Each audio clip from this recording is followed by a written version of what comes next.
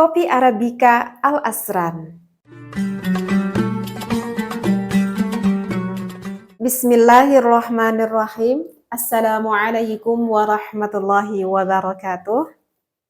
Para jamaah Al Asran, rahimakumullah.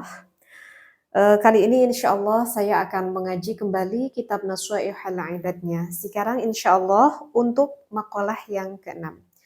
Bismillahirrahmanirrahim. Bismillah walhamdulillah wassalatu wassalamu ala rasulillah. Wal maqalatus sadisatu, dan maqalah yang keenam, an Ali radhiyallahu anhu wa karrama wajhah. Maqalah yang keenam itu dari Sayyidina Ali karramallahu wajhah. Man kana fi talabil ilmi, barang siapa yang mencari ilmu, kanatil jannatu fi talabihi, maka adalah surga berada di dalam pencariannya. Wa man kana fi talabil ma'siyati, dan barang siapa yang mencari maksiat, kanatin naru fi talabihi, maka adalah neraka berada di dalam pencariannya.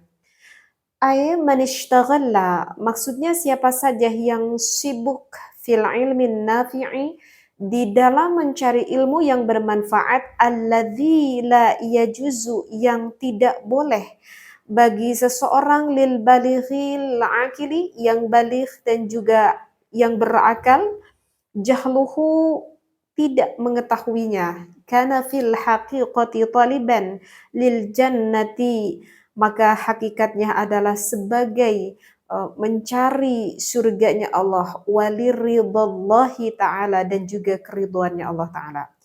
Wa man kana muridan lil ma'siyati, dan siapa saja yang ingin bermaksiat, kana fil haqiqati, maka hakikatnya taliban lin nari, ia sebagai pencari neraka, wali sukhtillahi ta'ala, dan juga kemarahan dari Allah ta'ala. Na'udzubillahi min dzalik.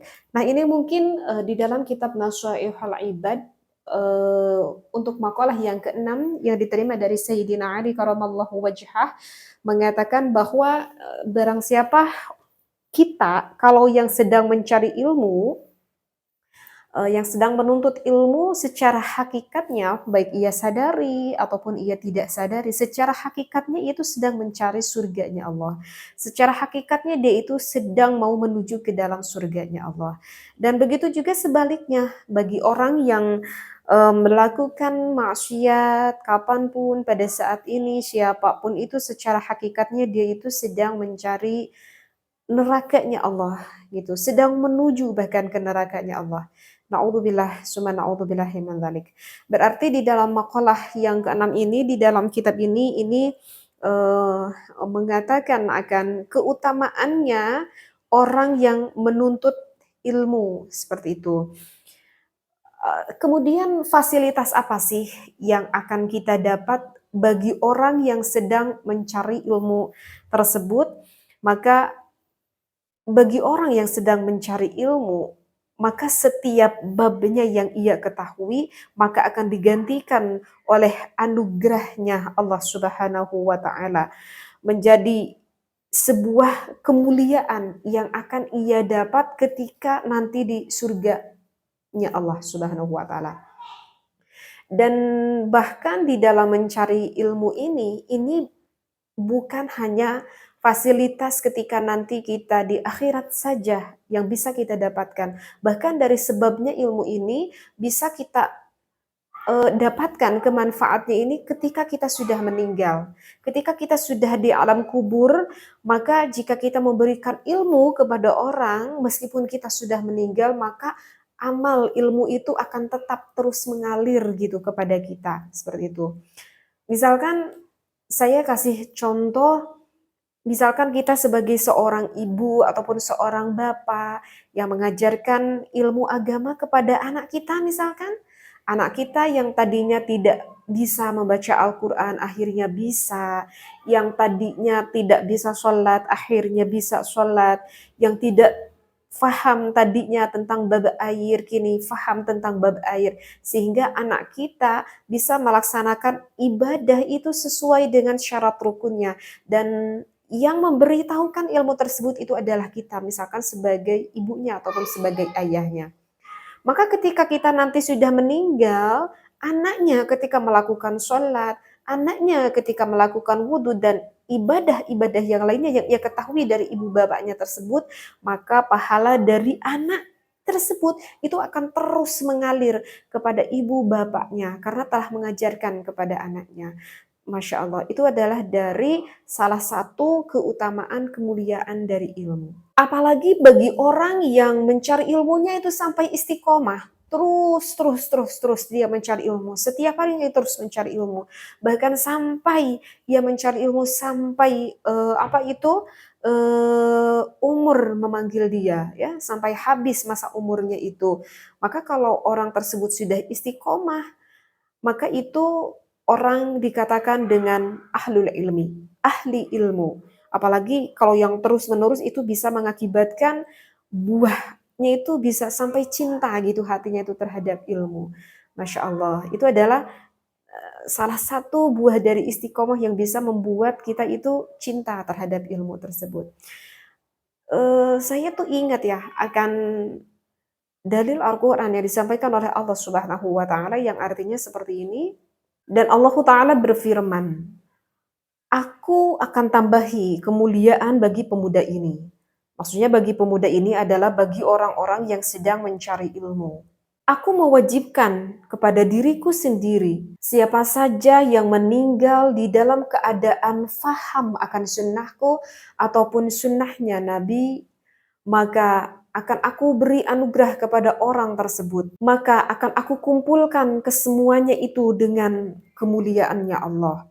Ini yang berkata adalah Allah. Yang berjanji itu adalah Allah. Allah berjanji kepada dirinya sendiri akan memuliakan bagi orang yang mana ketika meninggal itu faham akan ilmu agamanya Allah. Masya Allah.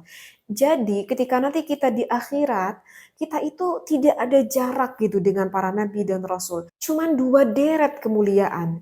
Jadi ada satu tempat duduk bagi para rasul dan para nabi.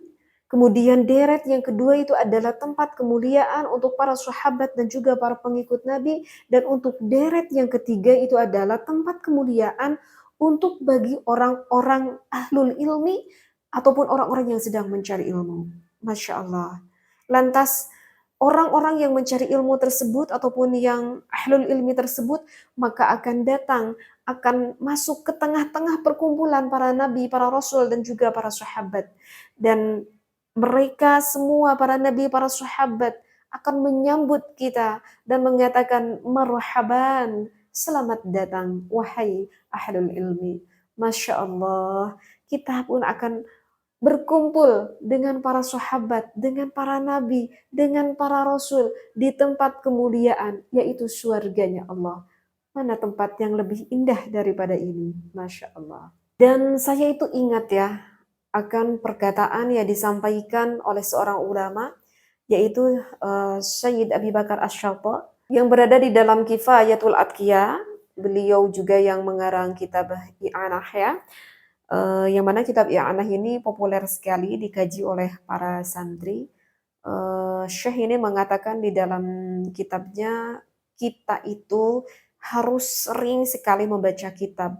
Agar apa? Kita harus sering membaca kitab agar pikiran kita itu sama dengan pikirannya para ulama. Seperti itu. Jadi begitulah yang dikatakan oleh Syekh, kita harus sering membaca kitab agar pikiran kita juga sama dengan pikiran para ulama. Ya, kalau misalkan kita yang tidak bisa membaca kitab, mungkin kita harus sering mencari ilmu, bertolabul ilmi, karena dengan apa yang kita dengar itu sama saja, agar pikiran kita juga sama dengan apa yang difikirkan oleh para ulama. Karena hal itu bisa hal itu bisa mempengaruhi bagi kehidupan kita.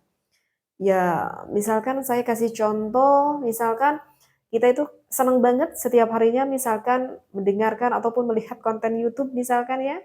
Setiap hari misalkan aku sering melihat konten YouTube apa ya?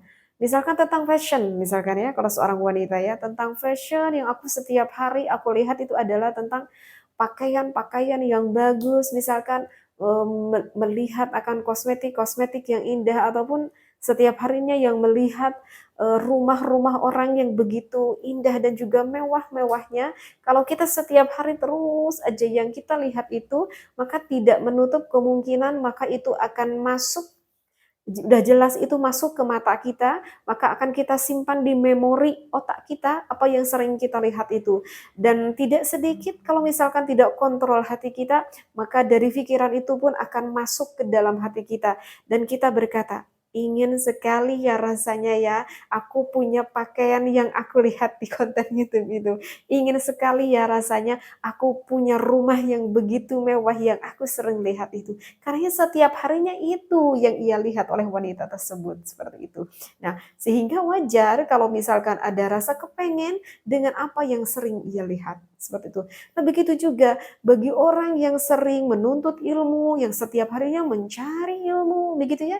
Kalau yang sudah bisa baca kitab, setiap harinya membaca kitab mencari ilmu, maka sesuai dengan apa yang dipikirkan oleh seorang ulama. Karena itu bisa mempengaruhi di dalam kehidupan kita. Oleh karena itu pun, kalau misalkan kita melihat, konten YouTube itu coba pilih-pilih ya, apa yang lebih pantas kita lihat, karena itu akan mempengaruhi loh, bagi kehidupan kita, seperti itu ya. Kemudian apalagi nih tambahan bagimu, wahai orang yang suka mencari ilmu? Maka kata Allah, ketika nanti kita di alam mahsyar, bagi orang yang mencari ilmu tersebut akan dikumpulkan dengan para nabi. Masya Allah, ketika di alam kuburnya sudah diistimewakan karena terus pahala mengalir setelah yaumul qiyamah sebelum ke alam akhirat, maka kita akan dibangunkan, dikumpulkan di alam mahsyar. Di alam mahsyar kita, nah, sudah tidak bisa dibayangkan bagaimana di alam mahsyar. Tapi ada satu keistimewaan bagi orang yang suka mencari ilmu, maka ketika di alam mahsyar akan dikumpulkan dengan para nabinya Allah. Masya Allah. Dan Allah Ta'ala berfirman, kata Allah, wahai para ulama, ini surga milikku, ini adalah untukmu. Kata Allah, ini surga adalah untuk para ulama. Begitu Allah Ta'ala berkata, ini surga untuk para ulama. Dan Allah juga meneruskan, tetapi wahai para ulama, sebelum kamu masuk ke dalam surganya Allah, tunggulah dulu, syafaatilah dulu orang-orang yang mencari ilmu, orang-orang yang begitu mahabbah yang mencintai para ulama, sehingga para ulama bisa mensyafaati kita, orang-orang yang setiap harinya gemar sekali menuntut ilmu. Begitu mulianya sekali derajatnya yang Allah berikan kepada orang yang mencari ilmu, ya. Bahkan kalau misalkan kita banding-bandingkan, misalkan kita banding-bandingkan, itu lebih mulia orang yang mencari ilmu ataupun orang yang ahlul ibadah, ya. Itu sebetulnya beda ya, itu sebetulnya beda. Ilmu ya ilmu, ibadah ya ibadah itu sebenarnya. Tapi kalau misalkan kita ingin menanyakan suatu hukum apapun itu, maka yang lebih bijaksananya kita tanyakannya itu kepada ahlul ilmu, ahlul ilmi maksud saya, kepada orang yang faham akan ilmunya. Jangan tanyakan kepada ahli ibadah, seperti itu. Meskipun orang yang ahli ibadah ini sholih gitu ya, tetapi ini lebih baik kita tanyakan kepada ahli ilmu. Kecuali kalau yang ahli ibadahnya ini memang faham sekali akan ahli ilmu, seperti itu ya. Karena itu beda sekali. Karena ulama ahli ilmu itu senantiasa setiap harinya selalu bermutolaah ya. Itu memang paknya setiap hari berpikir seperti itu ya. Ya karena memang ahli ilmu itu ya itu bidangnya, seperti itu. Jadi di dalam menentukan hukum mereka-mereka para ulama itu akan lebih cakap. Dan saya ingat akan kisahnya apa itu? Kisahnya Ahmad bin Hanbal ya. Ini kisahnya ini udah masyhur nih, kisahnya Ahmad bin Hanbal. Jadi pada suatu hari Imam Ahmad bin Hanbal bertemu dengan Imam Asy-Syafi'i ya, apa kita yang memegang itu ke mazhab Imam Asy-Syafi'i ya kan. Nah, bertemu pada suatu hari dengan Imam Asy-Syafi'i. Kemudian Ahmad bin Hanbal bersalaman kepada Imam Syafi'i dengan mengecup tangannya Imam Syafi'i. Dan pada saat itu anaknya Imam Ahmad bin Hambal melihat gitu ketika ayahnya mengecup tangannya Imam Asy-Syafi'i.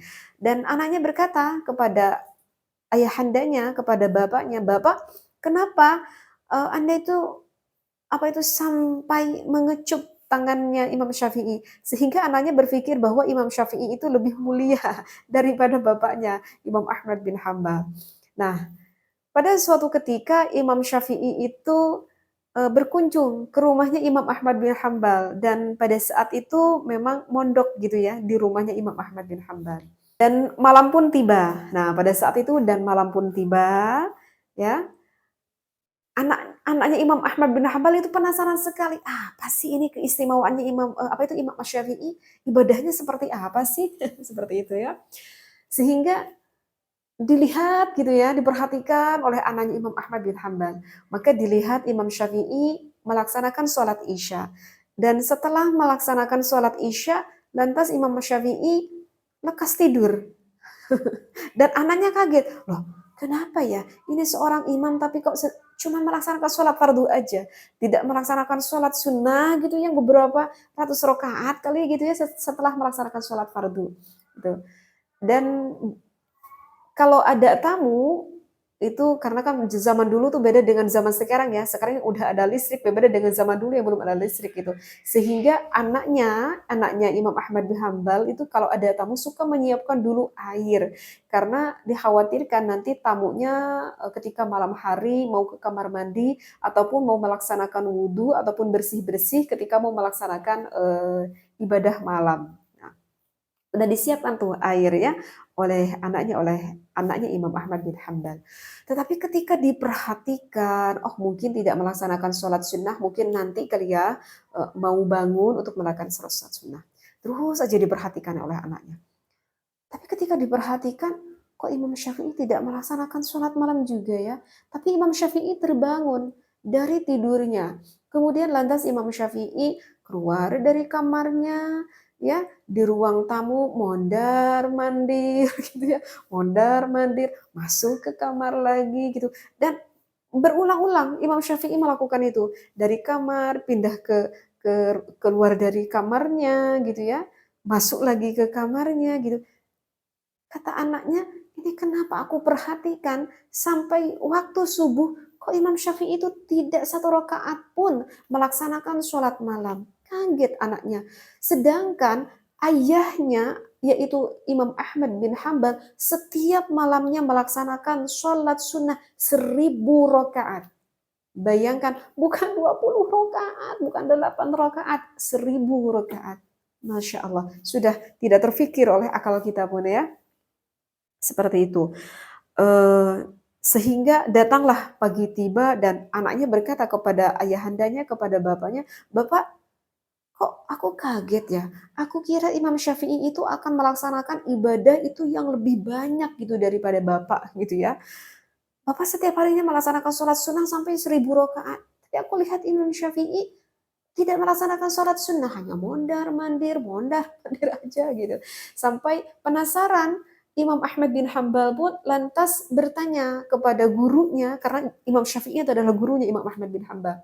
Dan bertanya kepada gurunya, "Wahai guruku, apa yang hendak kamu lakukan ketika pada malam hari?" Maka Imam Syafi'i berkata kepada Imam Ahmad bin Hambal, "Aku tuh lagi memikirkan suatu permasalahan karena ada 60 pertanyaan fikih yang belum aku temukan jawabannya. Dan sedangkan aku baru menemukan jawabannya itu 25 di dalam permasalahan ilmu fikih. Sehingga aku berpikir, maka ketika malam ya aku mondar-mandir dari kamar ke ruang tamu, ke kamar lagi. Itu sebetulnya aku sedang berpikir." Masya Allah, seperti itulah ya.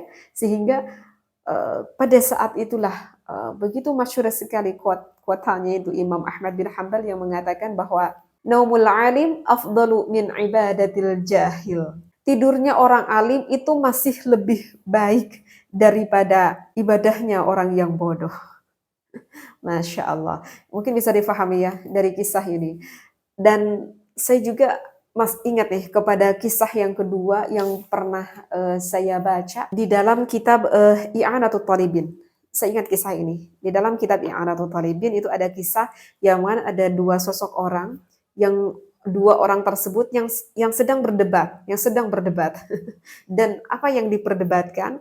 Yang diperdebatkan itu adalah apakah lebih baik ataupun lebih mulia orang ahli ibadah tetapi bodoh, ya, ataukah lebih baik orang ahli ilmu tetapi fasik. Jadi berdebat nih kedua orang, kira-kira siapa ya? Itu lebih baik mana ya? Apakah ahli ibadah tetapi bodoh ataukah lebih baik orang ahli ilmu tetapi kelakuannya itu fasik? Seperti itu. Nah, pada singkat ceritanya akhirnya menguji kepada dua orang, menguji. Dan kebetulan pada saat itu memperhatikan ada seorang laki-laki yang diperhatikan setiap harinya itu i'tikaf di masjid, ya. Keesokan harinya i'tikaf lagi, i'tikaf lagi, i'tikaf lagi. Oh, ini ahli ibadah nih, ini ahli ibadah nih, gitu ya. Nah, kemudian orang yang berdebat tersebut sengaja menguji kepada orang yang sedang i'tikaf tersebut. Tetapi sayang sekali yang orang yang sedang i'tikaf tersebut itu orangnya bodoh, orangnya jahil, yang tidak terlalu paham akan ilmu agama. Kemudian orang yang ingin mengetes tadi mengganti pakaiannya, gitu ya, entah mungkin pakaian seperti mama, seperti ulama, mungkin seperti itu. Kemudian mendekati orang yang sedang beriktikaf tersebut. Dan dia berkata seperti ini, wahai fulan, Masya Allah, kamu melaksanakan ibadah setiap hari sehingga membuat aku semakin cinta karena kamu itu semakin dekat kepada Allah. Apakah tahu wahai fulanah bahwa aku adalah Tuhan yang menjelma menjadi manusia? Karena aku saking mencintai dirimu karena kamu adalah orang ahli ibadah, maka saat ini aku loloskan kamu untuk tidak melakukan ibadah lagi. Seperti itu. Dikarenakan ini orang yang ahli ibadahnya tetapi jahil, tetapi bodoh, maka apa yang dikatakan orang yang jahil tersebut, dia itu bersorak gitu, mungkin hore lah gitu ya. Sekarang aku bebas, aku tidak perlu lagi melakukan ibadah. Nah, itu adalah tes pertama nih yang dilakukan pengetesan terhadap ahli ibadah tetapi jahil. Kemudian lantas mengetes kepada orang yang kedua, kebetulan ini adalah orang ahli ilmu, tetapi memang orangnya fasik. Dan pada saat itu yang ahli ilmu itu di dalam keadaan sedang mabuk. Bayangkan, dalam keadaan sedang mabuk kemudian masuk ke dalam masjid. Masuk ini yang orang mabuk masuk ke dalam masjid. Nah, kemudian dites lagi nih sama orang yang sedang berdebat tadi. Wahai fulanah, kamu tahu, apakah kamu tidak tahu malu gitu? Kamu melaksanakan maksiat di tempat ibadah. Ini di masjid, kamu bermabuk ini di masjid, seperti itu. Kamu tahu bahwa aku ini adalah Tuhanmu, seperti itu. Maka orang yang mencoba itu berkata seperti bahwa aku ini adalah Tuhanmu. Maka lantas orang yang mabuk tersebut membawa pedangnya gitu ya, dan berkata kepada orang yang menguji tadi, kamu tahu bagaimana kamu mengetahui Tuhanmu? Kamu tuh berteriak-teriak, memang kira kamu itu, aku ini tuli, kata orang yang sedang mabuk tersebut. Bayangkan ini dalam keadaan mabuk, tetapi masih ingat loh di dalam keadaan mabuk. Karena ini orang yang mabuk ini, orang yang faham akan ilmu agama. Ia mengetahui bahwa Allah itu laisa kamitslihi syai'un, bahwa Allah itu mukhalafatul lil hawadits. Maka membawa pedangnya dan mengejar kepada orang yang tadi. Orang yang ngetes lagi itu langsung lari pergi keluar dan kebetulan tidak terkejar gitu, seperti itu. Nah, sehingga di sini di dalam kisah ini sehingga kita dapat kesimpulan, ya kan? Bisa dapat kesimpulan enggak? Ya karena kalau menurut logika akal kita berpikir ya, kalau kita melihat orang yang sedang melaksanakan ibadah, terlihat melaksanakan ibadah, ya. Misalkan kita melihat si A yang sedang melaksanakan ibadah, maka mungkin hati kita akan berkata, Masya Allah, itu begitu mulianya ya, orang yang sedang melakukan ibadah. Dan kita berpikir bahwa itu adalah orang yang begitu mulia. Tetapi ketika kita melihat orang yang sedang melakukan mabuk, maka kita akan berkata apa kepada orang yang mabuk tersebut? Kemungkinan kita akan berkata, orang tersebut sedang melaksanakan maksiat. Orang tersebut tidak mulia menurut Allah. Ya kan? Padahal secara hakikatnya kita tidak tahu Siapa tahu orang yang mabuk itu lebih mulia daripada orang yang sedang melakukan ibadah tersebut. Nah, di dalam kisah ini ternyata siapakah yang lebih mulia? Yaitu lebih mulia ahli ilmu, meskipun orang tersebut adalah fasik, orang yang melaksanakan dosa seperti itu. Ya, begitulah. Jadi kita jangan tertipu oleh casing, ya. Jangan tertipu kita oleh casing. Maka ketika di dalam satu riwayat ada ada orang yang satu sedang tertidur di dalam masjid, ini di dalam masjid itu sedang tertidur, dan satu orang lagi sedang melaksanakan sholat. Setan masuk tuh ke masjid itu. Dan setan kira-kira menggoda siapa? Ternyata setan itu menggoda orang yang sedang tidur, bukan menggoda orang yang sedang sholat. Mungkin logika kita berpikir, ya harusnya setan menggoda orang yang sedang sholat dong, karena itu kan sedang melaksanakan ibadah ya. Tetapi setan menggoda orang yang sedang tidur. Lantas malaikat datang dan berkata kepada setan, "Hai setan, kenapa kamu menggoda orang yang sedang tidur? Harusnya kamu kan menggoda orang yang sedang sholat." Dan aku baru tahu ternyata malaikat sama setan suka berkompromi ya. Maksudnya sudah bercakap-cakap seperti itu. Maka setan berkata, itu orang yang sholat nggak perlu aku goda lagi. Karena itu orang yang sholat, sholatnya salah. Tidak sesuai dengan syarat rukunnya. Ya kalau yang namanya udah ibadahnya salah ya tidak akan diterima oleh Allah. Jadi tak perlu aku goda lagi. Begitulah. Orang yang melaksanakan ibadah tetapi tidak dengan ilmunya, kata setan tidak akan diterima oleh Allah. Dan aku tidak perlu menggoda orang itu lagi. Toh sholat juga tidak akan diterima oleh Allah. Lantas kenapa kamu menggoda, kata malaikat, orang yang sedang tidur tersebut? Oh, itu lagi tidur. Ya, karena aku tahu orang yang sedang tidur ini adalah orang yang paham akan ilmu agama. Aku khawatir orang ini bangun, makanya aku kipas agar orang ini terus tertidur. Kenapa? Karena kalau misalkan dia bangun, takut membetulkan orang yang sedang sholat di dalam keadaan sholatnya salah. Nanti kalau misalkan dibetulkan, wah nanti aku repot nih, kata setan. Begitu ya. Nah, jadi begitulah akan keutamaan dan juga kemuliaan akan suatu ilmu. Sebetulnya banyak sekali sih kisah-kisah dan ini udah agak cukup terlalu panjang apa yang saya kisahkan kali ini. Mudah-mudahan apa yang saya sampaikan ini begitu bermanfaat sekali dan mendorong kepada kita agar tidak bosan dan tidak bosan setiap harinya kita harus terus menuntut ilmu sampai umur uh, menyambut kita untuk pulang ke rahmatullah. Mudah-mudahan bermanfaat. Wallahu a'lam. Wassalamualaikum warahmatullahi wabarakatuh.